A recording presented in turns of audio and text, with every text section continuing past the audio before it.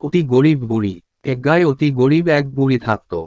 বয়সে অনেকটাই বৃদ্ধ, চুলে পাক ধরেছে, দাঁত নেই বললেই চলে। তার কোনো সন্ততি নেই, স্বামী বহুদিন আগেই মারা গেছেন। একটি কুঁড়ে ঘরে একলা থাকতেন তিনি। ঘরের ছাউনিতে ফুটো, বৃষ্টি এলেই ভেতরে পানি পড়ে। জীবনের সব অভাব অনটন যেন তার নিয়তি। বুড়ির দিন কাটতো আশেপাশের বাড়িতে কাজ করে। কেউ দিলে এক মুঠো চাল, আবার কেউ কখনো কিছু না দিয়েই তাড়িয়ে দিত। তবুও তার মুখে কোনো অভিযোগ ছিল না।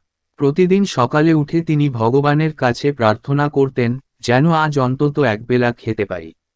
এত কষ্টের মধ্যেও তার মন ছিল পরিশুদ্ধ ও দয়ালু। একদিন এক পথিক ক্লান্ত ও ক্ষুধার্ত অবস্থায় তার ঘরের সামনে এসে দাঁড়াল। বুড়ি ততদিনে কিছু ভাত রেঁধেছেন, সামান্য লবণ আর এক টুকরো শুকনো মরিচে নিজের খাবার প্রস্তুত করেছিলেন। তিনি পথিককে দেখে নিজের ভাগের অর্ধেক তাকে দিয়ে দিলেন। পথিক কৃতজ্ঞ চিত্তে খেয়ে বলল, তুমি খুব মহৎ হৃদয়ের মানুষ। তোমার এই দয়ায় আমি চিরিনি।